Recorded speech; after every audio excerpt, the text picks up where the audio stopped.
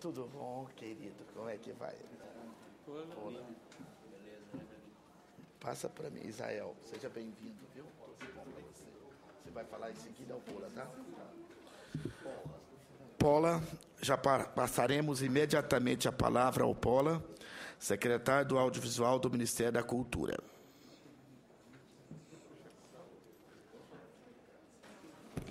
Tudo bom, querido? Bem, bom dia a todas as pessoas. Bom dia, senador. Obrigado pelo convite, Paulo. Agradecer ao Senado a oportunidade de estar falando de comunicação pública, tema que é tão sempre relegado a um segundo, terceiro, quarto plano, quando não fica fora da pauta. Eu preparei uma apresentação da Secretaria do Audiovisual, mas eu preferi fazer uma fala mais política nesse ambiente aqui, pegando a deixa da Bia Barbosa de que a sociedade não tem a noção do seu direito à comunicação.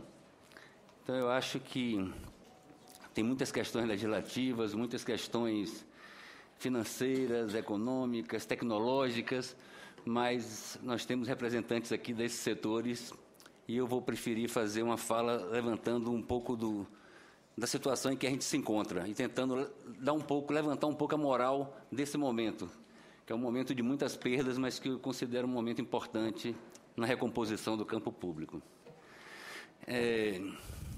Primeiro, provocar minha amiga Evelyn, porque eu combato muito a ideia de que comunicação é cara, como que a educação é cara. Eu acho que a ignorância é cara, né? A violência é cara, e eu encaro muito a comunicação como a linguagem da não violência, ou a violência como a linguagem da não comunicação. A gente está num país onde a violência é um dos temas mais prementes, onde as pessoas mais se mobilizam em questão da violência, e a gente só faz aumentar a violência para o combate à violência. Mesmo no plano internacional, a gente acaba de ter uma demonstração de violência do nível que tivemos agora em Paris, e todas as respostas são mais violência para combater a violência. Não tem uma fala de entendimento, não tem uma fala de comunicação, continuamos sem saber nada do mundo árabe, nem sequer as capitais. Os estudantes, o jovem brasileiro sabe qual é a capital do país, nem o nome dos países, nem o que eles falam, nem o que eles pretendem, a gente não sabe nada, a gente não se comunica. E a ideia de que a violência, a linguagem da não comunicação, ela é clara. A gente só parte para a violência quando esgota todas as possibilidades de entendimento. Então, mais do que dar voz a um ou a outro, é a questão do ambiente público de comunicação, que eu acho que é o tema mais importante que a gente precisa trabalhar. Ou seja, se tivermos um ambiente saudável, como prevê a Constituição de 88, onde tenhamos as três dimensões da comunicação, a comunicação privada, porque muitas vezes a gente vai defender a comunicação pública e parece que a gente é contra a comunicação comercial privada. A comunicação comercial privada ela tem um papel fundamental na organização da comunicação, da troca de informações, na busca ao mercado, no dinamismo das tecnologias, em trazer grandes eventos e tal, mas ela não pode ser sozinha dar conta da comunicação de um país com a diversidade e a dimensão do Brasil, por exemplo. Nós vivemos um país hoje que é um país da histeria por audiência. Tudo o que acontece é para se ganhar 30 segundos de audiência. Toda a lógica é a lógica dos 30 segundos. Todo mundo tem que se expressar em 30 segundos. E nem tudo é creme dentifrício ou sandália havaiana que se pode vender em 30 segundos. Não se vende política pública em 30 segundos, não se vende educação em 30 segundos. Vou trazer o tema saúde aqui, porque eu tenho muito respeito pelo que os profissionais de saúde entendem da comunicação pública. O profissional de saúde sabe perfeitamente que uma comunicação pública efetiva e eficiente melhora a saúde do cidadão. E acho que eles têm uma experiência já de muitos anos em comunicação, já fizeram 10 conferências de comunicação e saúde. Eu acho que eles precisam estar muito próximos quando a gente citar cultura, educação, a gente não esquecer de saúde, porque a experiência deles é muito importante, a compreensão deles é muito forte do papel da comunicação pública. E talvez na saúde seja onde a gente tem a maior compreensão da sociedade de que é um direito do cidadão. Então, a saúde pode ajudar muito na compreensão de que a comunicação pública é um direito da sociedade, um direito de todo cidadão. A Constituição fala em 3 dimensões: a comercial privada, a do Estado e a da sociedade. Só que isso, durante 25 anos, não foi regulamentado. E quando alguma coisa não é regulamentada, o privado faz o que quer, porque o privado só não faz o que é proibido, e o público não faz nada, porque o público só pode fazer o que é permitido. O público só trabalha naquilo que está regulamentado, regimentado, estatutarizado, ou seja, o público só pode investir recursos públicos naquilo que está devidamente regulamentado. E o privado não. Então, o que aconteceu foi uma distorção na sociedade brasileira, onde o privado se desenvolveu potencialmente mesmo, quer dizer, nós temos televisões que são referências no mundo, a Globo é uma referência no mundo, a Record está em mais de 200 países, ou quase 200 países, e a comunicação pública ficou mesquinha, restrita, apequenada, não dando conta do tamanho da diversidade da sociedade. E quando o governo se expressa no Brasil, ele se expressa em 30 segundos.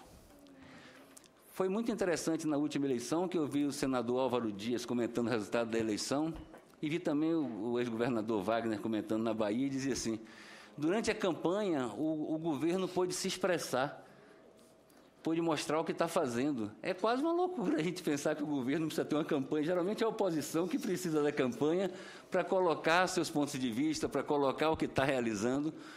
O povo brasileiro não sabe o que o governo está realizando. A pauta é negativada o tempo inteiro.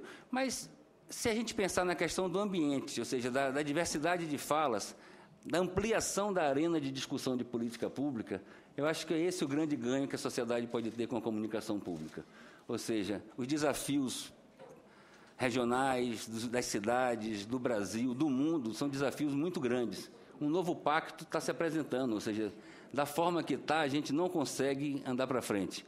Se acelerar a economia, a gente come o planeta. Se desacelerar, a gente desemprega todo mundo. Temos um novo pacto para ser realizado. E esse pacto, ninguém tem a fórmula. Essa fórmula deverá ser debatida e ser realizada a partir das muitas inteligências, das muitas diversidades. E esse é o grande ganho da comunicação pública, essa possibilidade das coisas estarem na pauta. Hoje de manhã eu acordei e peguei um cotonete doido para dar uma limpada no ouvido e lembrei que o meu médico falou, não usa cotonete. Aí eu pensei em comunicação pública, que eu estava focado no Senado. Eu falei, pô, se isso é uma unanimidade entre os médicos, isso tem que estar na comunicação pública. Isso tem que estar dizendo à sociedade, olha, não usa cotonete, e se não é unanimidade, isso tem que estar debatido na comunicação pública. Isso está alijado da comunicação pública. Está se vendendo cotonete, se vendendo qualquer coisa, porque o mercado se impôs a tudo. Ou seja, o mercado tem um espaço, mas não pode ser tudo, porque o conteúdo da comunicação comercial é o próprio comercial. Não é o jogo de futebol, não é a novela. Esses são os condutores até o verdadeiro conteúdo da comunicação comercial, que é o seu comercial, que é o que te justifica, que é o que te dá a sua sustentabilidade, que é o que dá seu lucro, que é o que te mantém. E isso reduz muito a sociedade. A sociedade fica muito simplificada. E a nossa sociedade, pelo contrário, ela é altamente complexizada, é cada vez mais complexizada. Inclusive, o professor Orlando Senna, fazendo uma oficina na cidade de Lençóis, cidade de 5 mil habitantes no interior da Bahia, na Chapada Diamantina, ele tinha 40 meninos na sala e perguntou, quem aqui já andou a cavalo? 3. Quem andou de moto? 18. Quem já filmou? Todos. Todos, senador. Se na cidade de Lençóis, na Chapada Diamantina, todo mundo já filmou, a gente dá para imaginar que o jovem brasileiro, todo ele já filmou, com o celular dele, do vizinho, celular que ele tomou do turista, celular do pai, algum celular, ele já passou pela experiência de filmar. Filmou o quê e com que mediação? Quem dá conta disso? A escola dá conta disso? As associações dão conta, os partidos dão conta, ninguém dá conta disso. O garoto está filmando uma experiência riquíssima, que quem é cineasta, quem vive da área, tá, sabe o que é que se almeja aquele momento de filmar. Está filmando com total irresponsabilidade. E filmando o quê? Ele promove a briga para filmar a briga, porque a briga dá audiência. Ele nem ia brigar, mas como vai filmar e ele precisa ter audiência, ele vai provocar briga entre meninas, briga entre meninos, para poder filmar, para ter audiência.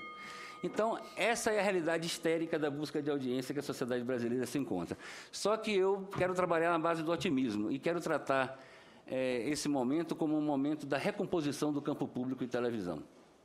Recomposição do campo público de comunicações, ou seja, a entrada no jogo, no ringue da comunicação, do canal da educação, do canal da saúde, do canal da cultura e do canal da cidadania, eu acho que são um momento de repensar, de fato, as posições. Estou vendo muitas pessoas da TV comunitária, sei que é uma promoção da ABCcom esse momento, mas, assim, a TV comunitária precisa também se repensar, porque ela vem de um momento pós-regime militar, ou seja, tem uma legislação totalmente difícil na condução dela. E nós construímos e regulamentamos o Canal da Cidadania, que é uma possibilidade de cada estado, cada município e a sociedade terem canais de televisão. Ou seja, e aí vem a questão do caro, Eveline, porque quando eu circulei na Bahia para falar do Canal da Cidadania, a primeira questão era, os prefeitos falavam, mas como eu vou comprar um transmissor de televisão, Paula? E aí eu me fazia de besta, de que eu não tinha ouvido, e perguntava, quem foi que cantou aqui no São João, prefeito? Ele falava, tocou calcinha preta, para, não precisa falar o segundo, não, já pagou o transmissor. Com a segunda atração, você mantém ela 1 ano no ar, e se você comprar o transmissor, no outro São João, você vai poder transmitir para a cidade inteira. Então, é um ganho para todos a possibilidade de construir, mas a dificuldade de tratar do assunto, a barreira e o preconceito com que se tem, o autoritarismo com que se trata isso, é o autoritarismo da violência permanente da sociedade brasileira que a gente precisa reverter. Por isso eu puxei o assunto e tentei tratar aqui mais da questão política, porque eu acho que é uma responsabilidade de todos, dos diretores de TV, dos deputados, dos senadores, de nós gestores. Assim, a gente precisa colocar em pauta a discussão da comunicação pública e colocar que ela não é uma afronta à comunicação privada. Nunca bateremos altos índices de audiência, a gente tem que bater altos índices de referência. A gente tem que fazer com que a sociedade brasileira se envolva com a discussão da sociedade brasileira. Eu tenho um amigo cineclubista na Bahia, ligado a terreiro, ele fala assim, eu não gosto de desenvolvimento, eu gosto de envolvimento. E eu acho que é isso, na nossa língua está cheio de palavras que a gente coloca o 10 e o A na frente, que negam a própria coisa. O que a gente precisa de envolvimento, e a comunicação é a ferramenta de envolvimento. A comunicação pública é a ferramenta de envolvimento imediato e legítima que todos temos de todas as diferenças estarem colocadas, e isso não ameaça ninguém, o que ameaça é o que está por debaixo do tapete. Não ameaça a crítica do prefeito, fortalece o prefeito que é criticado. Fortalece o prefeito, quando a sociedade aponta caminhos, fortalece o gestor público de que caminho deve seguir. Então, por isso que eu acho que esse investimento é um investimento que precisa ser, de fato, muito discutido, porque é um investimento, boa parte dele, público, e a gente não pode estar errando. Então, assim, é muito custoso, né? Mas é um mote que eu uso, me desculpe ter te utilizado para fazer essa discussão, mas, assim, de fato, eu acho que não é um investimento caro, eu acho que é um investimento que é urgente para a sociedade brasileira, para a gente dar esse passo de entendimento que a sociedade está precisando. Então, assim, eu aposto no Canal da Cidadania, dia 27, nós vamos estar entregando um primeiro equipamento a partir de um edital público a uma cidade brasileira que vai montar um Canal da Cidadania a partir de um edital público. Otávio Pierante, obrigado, amigo, participou da comissão. Não vamos entregar 3, porque processos de burocracia, de tramitação e tal ainda não estão permitindo. Vai ser dito no dia 27. O ministro Juca vai anunciar isso dia 27. Eu não poderia antecipar aqui agora, mas assim, é uma experiência que a gente precisa ficar todos nós ligados, de que aquilo dê certo, de que aquilo funcione. Eu vou dizer para vocês, eu não sei qual é o partido do prefeito, não sei qual é, mas é importante que aquilo seja, e nem sei se vai estar funcionando com esse prefeito. É isso que a gente tem que entender. É um bem público que esse prefeito se inscreveu e talvez não seja ele quem vai implantar, ou que seja ele quem vai inaugurar, porque a gestão pública é assim. Então, eu acho que esses são os caminhos. A gente está no Ministério buscando a questão da escala, porque a gente percebe que o Ministério da Cultura tem muitos bons projetos, mas a gente está carente da questão da escala, ou seja, de dar conta de todo o território nacional, de dar conta de todos os brasileiros, e aí estamos buscando, via tecnologia, coisas que nos permitem avançar nesse ponto. Então, estamos na construção, conseguimos do Fundo Setorial do Audiovisual um recurso para avançar na plataforma pública de vídeo por demanda, e aí uma possibilidade de que a sociedade brasileira possa acessar conteúdos, talvez nem só vídeos, mas vídeos, filmes, fotos, livros, por demanda, o que vai facilitar também as TVs comunitárias, também as TVs da cidadania. E tem uma coisa que eu pediria só mais 1 minuto para explicar, que nós estamos chamando do vodinho, que passa pelo processo do desligamento da TV analógica e da entrega que o governo federal vai estar fazendo a partir da empresa EAD, que foi criada para minimizar os impactos do desligamento. Vai ser entregue uma caixinha, uma estrutura de que a pessoa possa, desligando o sinal digital, assistir ainda a televisão na sua TV a tubo. E desligando o analógico, a pessoa possa ter ainda o sinal de TV na sua televisão a tubo. Só que quando a gente fala isso na escala Brasil, a gente está falando de 14 milhões de domicílios, a gente está falando de 50, 60 milhões de pessoas. Então, o Brasil é assim, é exagerado. E eu queria dizer que, junto com essa caixinha, tem uma possibilidade que nós estamos discutindo com a Universidade da Paraíba, com o Ministério das Comunicações, com a Anatel, com a EAD, e estamos bem avançados nessa discussão com a TV Brasil. O André é uma pessoa que avançou muito nessa discussão, ficou até mal entendido em muitos momentos, né, André? Porque aqui as questões de comunicação são tratadas com muita dificuldade, mas nós temos capacidade hoje de baixar conteúdos para essa caixinha. O que eu quero dizer é que a pessoa do Bolsa Família que vai ter o Ginga em casa, ele vai poder ter 2, 3 longa-metragens também, vai poder ter outros conteúdos que ele vai poder assistir na hora que quiser. Então, é o Netflix do Bolsa Família, mas é uma possibilidade concreta de comunicação pública e do Estado brasileiro dialogar com setores que ele não conhece muito pouco. Essas 50 a 60 milhões de pessoas portadoras do Bolsa Família, a gente conhece muito pouco. A gente sabe da demanda que eles têm e consegue atender minimamente. Mas o que querem, qual é a linguagem, o que é que eles pedem. Então, é um desafio para todo o setor, como falar. E quando eu falo desafio para todo o setor, vamos fazer televisões cada vez mais baratas, mais populares e que a gente possa falar com toda a sociedade brasileira. Muito obrigado, senador.